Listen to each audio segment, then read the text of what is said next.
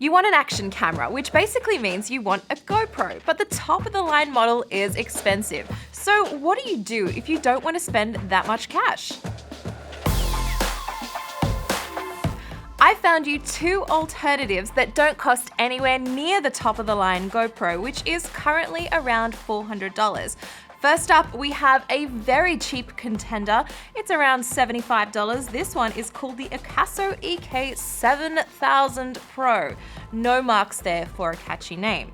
Then we have the Yi 4K Plus action camera. This one is around $200. Now the reason I chose these two models was with the Akaso, this one is an Amazon's choice. The Yi 4K Plus is an internet favorite and comes with very, very favorable reviews. And of course the GoPro is the benchmark, which we'll be using as kind of our yardstick to see how these two do.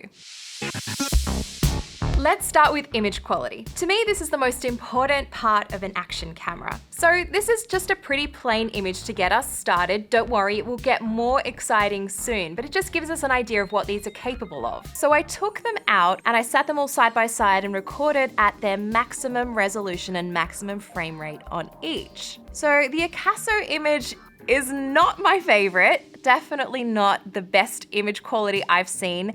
It's grainy, it's noisy, it doesn't have good sharpness, but the sort of 25 frames a second looks okay. Now let's look at the Yi. This one is pretty comparable to the GoPro, I have to say. The colors are nice and punchy, the movement at 60 frames a second is really smooth, and you see a good level of sharpness there. You don't get that grain or that noise that you see in the cheaper camera. The GoPro is the benchmark and the colors look punchy, the sharpness is also really good, and the detail is kept nicely too, especially in those areas like the leaves that are moving just a little bit. And 60 frames a second looks beautiful. We've enlarged the image so you can see the details more clearly, but feel free to pause to check it out even more. And don't forget, a lot of this comes down to personal preference, so what I like might be totally different to what you like. Now, having an action camera really makes me reflect on my life. Kind of feel like when I do test out action cameras, I feel a little bit like, hello, fellow kids. That's basically me. Now we get to have some fun. So I took these three to the Aquarium of the Bay in San Francisco and gave them to my friend Chris, who did a bit of scuba diving underwater in a couple of exhibits. We took them down and to see what they would produce at their highest resolution. And this one is actually a bit of a surprising result. So there is a special filter on the Akaso that you can turn on in the menus. It's a diving mode. Straight out of the box, using that setting, the Akaso image actually looks pretty good in terms of the colors. When it comes to the noise, the grain and all of that, again, I still don't think it's very nice to look at. But if you don't want to adjust any settings at all and you know you are going to be doing some underwater diving, then maybe the Akaso could be okay. Now onto the Yi. This one looks pretty nice underwater. It doesn't look as accurate as the colors from the Akaso with that diving mode, but I still think it's pretty good. There's a little bit of noise on the image in parts because it is such low light under there, but overall I think it does a pretty good job. The GoPro is obviously the top of the line. It just looks a lot nicer than the other two overall, but particularly when you look at areas that are really dark and really bright. The dynamic range is so much nicer underwater and the blacks are really black and deep. After diving with them, Chris came out of the water and said to me that the image from the back of the Akaso on the screen looked the most accurate to what he was seeing underwater. Don't forget, I turned on that diving filter that did give the image a little bit of a color treatment. When I was playing back on the Akaso, it was kind of stuttery, it was jumping a little bit, and it just wasn't particularly smooth. But when you take the footage off the camera and play it back on a computer, it's totally fine. But anyway, I needed to test out stabilization, so I got on a bike and I just wanted to see what the image looked like. So first up, let's take a look at the GoPro and its HyperSmooth stabilization. This is silky. This is so nice to watch. It honestly didn't feel like this stable when I was on the bike, and this, like, there was just, it looks incredible. That's all I need to say. Just take a look at that. beautiful. Now the Yi. This has image stabilization at 30 frames a second of 4K, unlike the GoPro, which is at 60 frames a second. And it just doesn't look as nice as the GoPro. It's definitely not as smooth. Now we come to the Akaso, our little cheap warrior. And wow, this is absolutely horrendous. I feel sick watching this. I really don't want to subject you to too much of it because it's just really, it's gonna make you throw up. So this only does image stabilization at 1080. It doesn't do it at 4K. So I don't know. I don't think I would even bother using it for anything image stabilization at all. When you lead an active life with your action camera, you're probably gonna end up dropping it at some point. So let's do a drop test outside. I dropped the Yi, the Akaso, and the GoPro. So the GoPro was totally fine. The Akaso still works, but the screen started lifting a little, and the entire front plate of the Yi came off when it fell on the ground. But I put it back on, and it still works okay. When it comes to still image quality, the Akaso is what I would call hot garbage. It's grainy, it's noisy, there's sharpness issues, it's over crunchy, it's just ugly. And then we have the Yi and the GoPro by comparison, which look a lot nicer. The Yi is pretty sharp, I like the colors, but the GoPro definitely takes it here just because it has a couple more options, including HDR, which makes your images really pop and just gives a really nice result straight out of the box. So when you're taking shots on your action camera, you might be setting the camera up somewhere that's kind of a little inconvenient and you can't see the back to see if you're actually getting everything in the shot. So all of these cameras come with the ability to connect via Wi-Fi to your phone, and you can use the phone as a live view remote just to make sure you have everything in the shot so you don't keep getting that awkward thing where you're putting your face right in the camera and saying, is this thing on? Because you can actually check through Wi-Fi on your phone. Now, all of these have a dedicated app. They actually were surprisingly good. I genuinely thought that I was gonna run into some real difficulties. I know a couple of people have commented on the Akaso having some sort of flaky connection with their phone, especially on iOS. I didn't have any problems at all. Maybe you will though, so do let me know if you don't have the same experience that I did.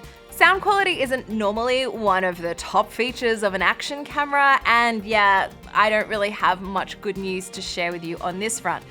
The Akaso sounds like you're in a tin can. The Yi is fine when it's outside of the case, but put it inside of a waterproof case and it just sounds disgusting. The GoPro is my pick for the best sound quality overall. In short, use an external microphone and sync it later if you have to. So now we have the meat out of the way, let's talk about the potatoes, which is other features. Okay, so all of these cameras are compatible with GoPro mounts, which is great. They all do time-lapse and slow motion. The GoPro has this really nice hyperlapse feature where you can walk through a scene and it just looks like it's on fast forward. Smooth, beautiful, elegant, love it. Action cameras are notorious for having terrible battery life, so if you know you are going to be doing a long day of filming, definitely take a spare battery with you. I did my own testing on all of these and got about the same results, which was pretty surprising, so around 70 to 75 minutes of recording time each. But of course your results will vary depending on the recording resolution, if you've got Wi-Fi on, and everything else you're doing with the cameras. So what do you get for your cash in the box? So let's take a look. The GoPro, you get the camera, the battery, a mounting frame and a screw, adhesive mounts, a buckle and a USB-C cable. With the Yi, you get the camera, a battery and a USB-C and a microphone to USB-C. Is that it? Yes, it is. That's it. I genuinely had to look in the box to see if I had missed something, but I didn't. With the Akaso, well, that's another story. So let's take a look at what comes in the box. Looks like a fairly normal size box. Okay, and here we go. Like, it's literally a vomit of accessories. Look at this, it's all just like thrown everywhere. Okay, so we have some documentation. We have like a microfiber, mounting bricks. We have a remote control, that's pretty nice. I really like this. This is a battery charger that you can basically stick 2 batteries in, and it comes with 2 batteries. Nicely done. Let's check the specs. The camera I used in all of these comparisons is the Hero 7 Black, which is currently the top of the line GoPro, although by the time you watch this in end of 2019, maybe even 2020, there might be a new GoPro out, although I don't think too much is going to change. So the GoPro has a 2-inch touchscreen, it is 4K at 60 frames a second, has HyperSmooth stabilization, and can go to 33 feet underwater without a case, or 131 feet with a case, and it has GPS. Now let's look at the Akaso and the Yi. So the Yi has a 2.2-inch touchscreen, while the Akaso has a 2-inch touchscreen.